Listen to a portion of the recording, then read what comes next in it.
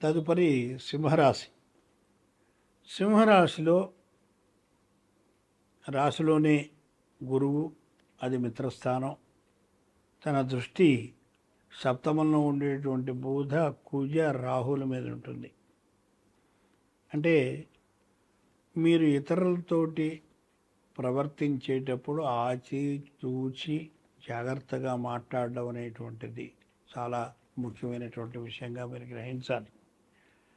ఈ లగ్న అంటే ఈ రాశిలోనే కేతు ఉండడము, అలాగే బుధుడి యొక్క దృష్టి, కుజుడి యొక్క దృష్టి ఉండడం కూడా కొంత అనారోగ్యాన్ని సూచిస్తోంది.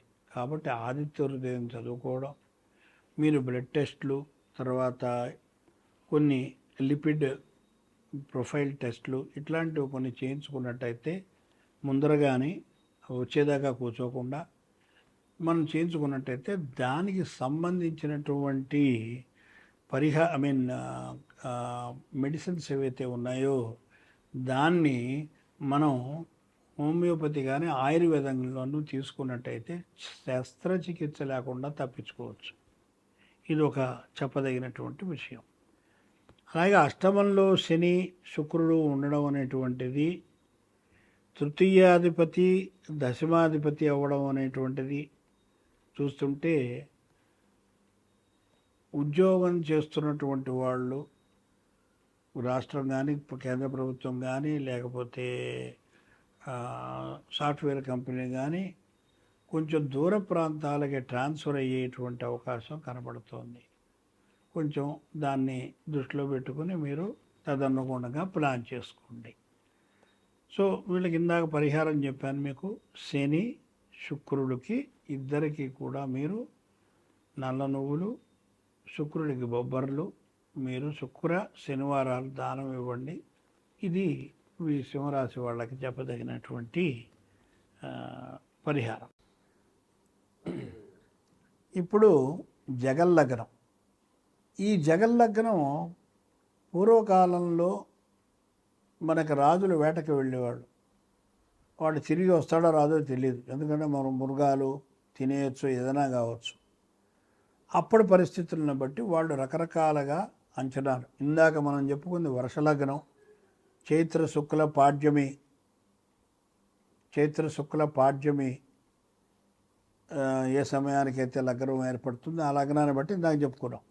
ఇప్పుడు జగల్లగ్నం అంటే రవి మేషరాశి ప్రవేశం ఏ రోజైతే ఏ సమయానికైతే అవుతుందో ఆ రోజున మనం చక్రం వేసి రవి మళ్ళా కర్కాటక, తుల, మకర, 1 మేషం, కర్కాటకం, తుల, మకరం, ఈ 4 రాసుల్లో సంచారాన్ని బట్టి దేశ యొక్క గోచారం చెప్పడం అనేటువంటిది ఒక సాంప్రదాయం. ఇది బ్రహ్మాండంగా మనకు తెలుస్తుంది. మంచి ఈసారి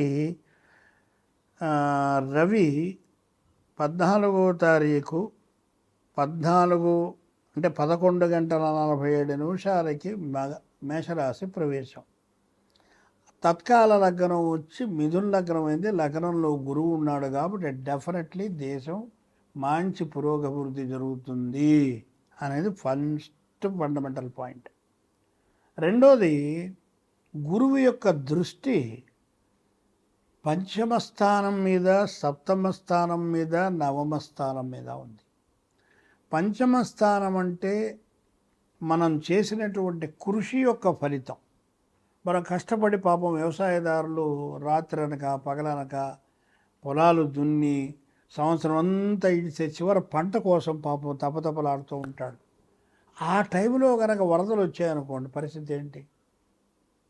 సో అలాంటివి రాకుండా ఈ గురువు అంటే దైవబలమే, ఇట్స్ ఎ లక్, అది ఉన్నది వ్యవసాయదారులకి అని చెప్తోంది. అంటే పంటలు బాగా పండుతాయి, వ్యవసాయదారులకు ఈసారి డబ్బులు బాగా వస్తాయి.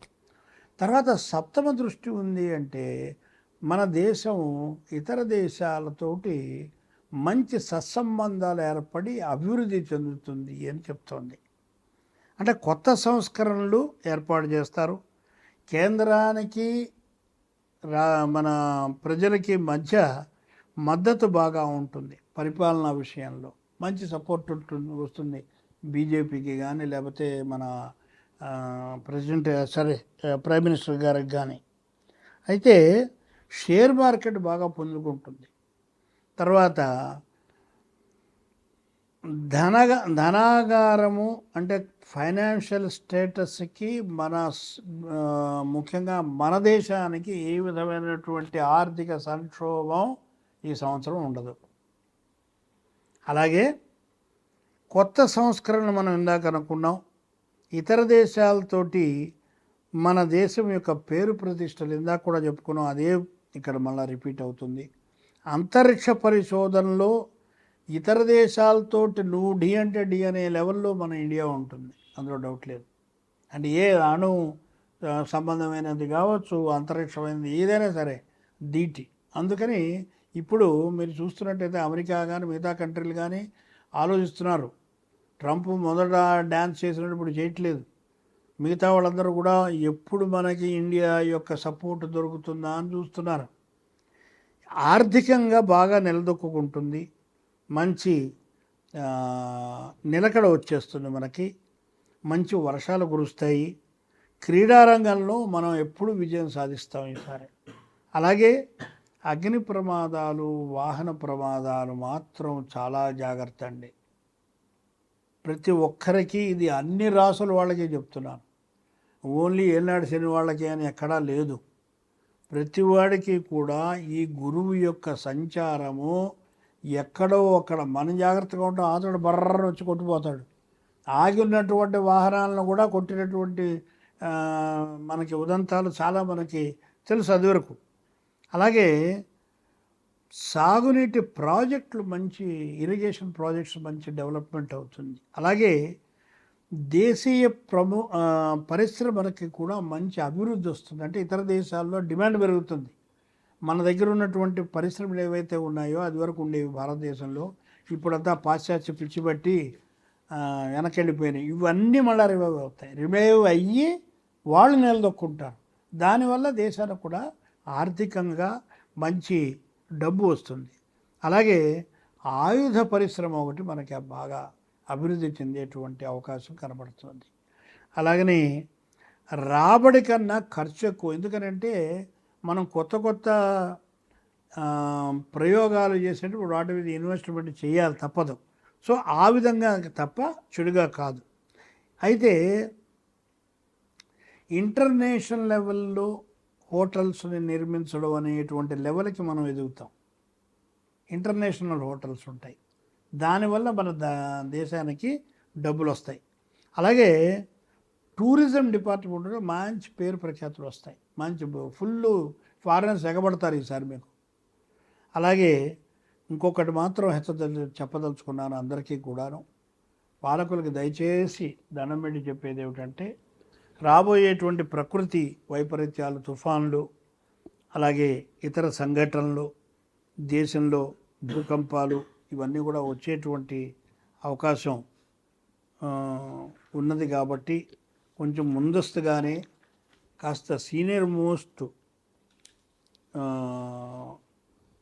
ఆస్ట్రాలజర్స్ ఎవరినైనా సరే గవర్నమెంటు వాళ్ళని పిలిచి వాళ్ళతోటి సంప్రదించి మాట్లాడి వాళ్ళు ప్రణాళికలు చేసుకున్నట్టయితే ఎంతో ఉపయోగం ఉంటుంది. మీరు వెళ్ళేటువంటి దోవలో ఏ విధమైనటువంటి అడ్డంకి కూడా రాదని చెబుతూ స్వస్తి ప్రజాభ్యాం.